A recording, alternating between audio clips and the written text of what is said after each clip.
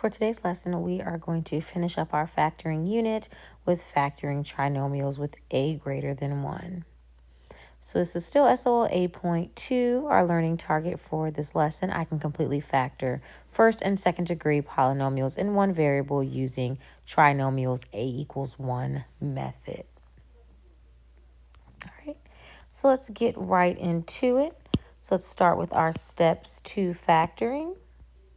All right. So it says, this is called the slip and slide method. All right. So slip A into C, factor using the basic trinomial method, divide A out of the last terms in each binomial, and simplify the fractions. And then you're going to slide the denominator into the first term. All right, so this is kind of confusing looking at the steps. So let's go ahead and hop into it and it will make more sense. All right, so looking at the first example, we have 3x squared minus 8x plus 4. So the first thing you're going to do is slip A into C. So our first step is we're going to take our A and we're going to slip it into C, which means that we're going to take our A and C, we're going to multiply together. So now our polynomial becomes, or our trinomial becomes, x squared minus 8x plus 12.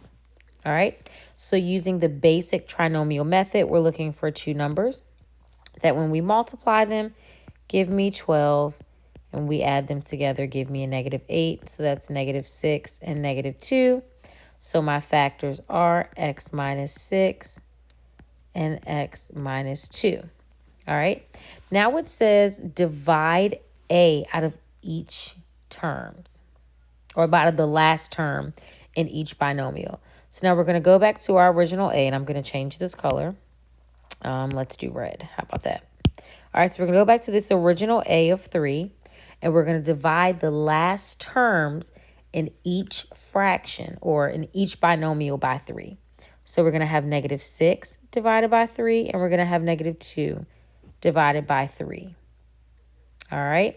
And this is why we call it the slip and slide method. So if we have -6 divided by 3, all right, so we know that 6 divided by 3, or -6 divided by 3, that's going to give me 2, which is going to make my denominator 1. So we'll slip that denominator. That becomes the coefficient. And then, of course, here we have -2 divided by 3, which we cannot simplify that anymore. So we're going to take that 3 and we're going to slide it over. All right. So looking here, my factors are going to be x minus 2. All right. And that is because if we look here, 6 divided by 3 gave us 2, which left us with 1 in our denominator. And here we would have 3x minus 2, because we see here that we have 3 in our denominator. We can't simplify the fraction 2 divided by 3, or 2 over 3, or 2/3 into a whole number. So that's why we just slip it over. So that is why it's called the slip and slide method. Again, it's a little bit confusing, but once you get the hang of it and start working with it more, it makes more sense. All right, let's take a look at another example. So I have 4x squared minus 15x minus 25. So again, I'm going to slip A into C, which just means I'm going to multiply A times C. So now I have x squared minus 15x minus 100. All right. Using my basic trinomials, I'm looking for two numbers that when I multiply them give me 100, that when I add them together give me a -15. All right, so those numbers are going to be -20 and 5. All right, so I have x minus 20 times x plus 5. So again, I'm going to go back to my original A. I'm going to divide the last terms by my 4, which is my A for my original trinomial. We all know that 20 divided by 4 is going to give me 5. So that just becomes 5. We have 1 in our denominator. X times 1 It's just x. And then here we're going to take this 4 and we're going to slip it in front of my x since we cannot simplify the fraction of 5/4 any further. So my factors are x minus 5, excuse me, almost put a plus there, and 4x plus 5. All right, and remember, you can always check yourself with factoring by multiplying our polynomials together. All right. Again, as I said, it's a little confusing. When I first learned the slip and slide method, I was like, what is this? I have no idea what we're doing. But once you get more practice in, it starts to make more sense. All right, so let's take a look at some more examples. All right, so now looking at number 3, I have 6x squared plus 37x plus 6. So again, I'm going to slip my A into C. Oops, readjust my screen. All right. So I'm going to have my 6 times 6, which is going to give me 36. So I have x squared plus 37x plus 36. Using my basic trinomial method, I'm looking for two numbers that when I multiply give me 36. That when I add them together give me 37. All right. My factors are going to be 36 and 1. All right, so I'm going to have x plus 36 and x plus 1. I'm going to go back to my original A. I'm going to divide my 36 by 6, and I'm doing it in red to show you just exactly what I'm doing. 36 divided by 6 gives me 6. My denominator now becomes 1, which is going to slip in front of my x. And then here I cannot simplify 1/6 any further. So this 6 is going to go in front of my x. So I get my final factors of x plus 6 times 6x plus 1. All right. So now what I want you to do is I want you to pause the video and try working on 4, 5, and 6 on your own, and then you'll come back to the video and check your answers. All right, let's look at number 4. All right, so I have 2x squared plus 3x minus 27. So I'm going to multiply or slide my A to my C. So I have 2 times a negative 27, which is going to give me a negative 54. So I have x squared plus 3x minus 54.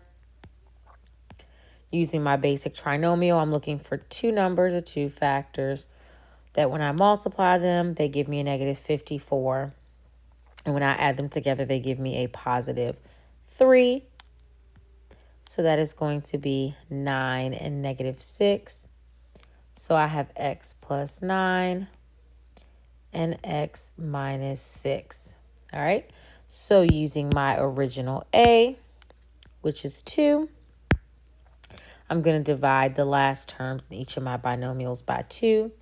Since 9 and 2 do not simplify to a whole number or an integer, I'm going to take this 2 and I'm going to slide it in front of my x. Here we know that 6 divided by 2 gives me 3 and leaves a 1 in my denominator. And we know that 1 times x is x. So my factors are 2x plus 9 times x minus 3. All right. For number 5, I have 16x squared plus 60x minus 100. All right. So looking here, all right, so remember how I said going through, or as we go through the process of factoring, we need to always look for a GCF. All right. So looking here, I have 16, 60, and 100. Each of these terms have 4 in common. All right. So when I divide each of those terms by 4, I get 4x squared plus 15x minus 25. All right. So now I'm going to apply the slip and slide method to this trinomial. So I'm going to slip my A to my C, which is going to be 4 times a negative 25. So now I'm looking at x squared plus 15x minus 100. All right. Factor using basic trinomial method. I'm looking for two numbers that when I multiply give me 100. That when I add them together, give me 15. All right. That's going to be 20 and negative 5. All right. So I'm going to have x minus 5 times x plus 20. Looking at my a here, I'm going to divide my last term by 4 in each binomial. Here we know we cannot simplify any further, so I'm just going to slip it, or slide it, I should say. Here I know that 20 divided by 4 is going to give me 5. So I have 4x minus 5 times x plus 5. And I cannot forget about my GCF from the beginning. All right. Number 6, the exact same thing. I can look here and I can see I have 6, 4, and 16, which they all have 2 in common. So I can factor out a 2. Okay. And also, again, if you forget to look for a GCF, it's not going to ruin the entire thing. It's just going to make the numbers a little bit larger and take you a little more time to find those numbers. So it is totally fine if you did not factor out a GCF first. But always, always, always make sure you look to see if you have a GCF. All right. So once I factor out a 2, I'm left with 3x squared minus 2x minus 8. Again, I'm going to multiply my 3 and negative 8. So I get x squared minus 2x minus 24. All right. So I'm looking for two numbers that when I multiply them together give me a negative 24. That when I add them together give me a negative 2. So that is going to be negative 6 and 4. So I have x minus 6, x plus 4. I'm going to divide them by my a, so divide by 3. We know that 6 divided by 3 gives me 2, so I get x plus 2. Here I know I cannot evenly simplify 4 divided by 3, so I'm going to slide the 3 in front of the x, so I get 3x plus 4. All right. So now what I want you to do, the next page in your notes, there are several problems. What I want you to do is work on the odd number problems only. So we're looking at the odd number problems. All right. So work on those odd number problems. And when I log into the video, we will go over them and then you'll be able to complete your exit ticket.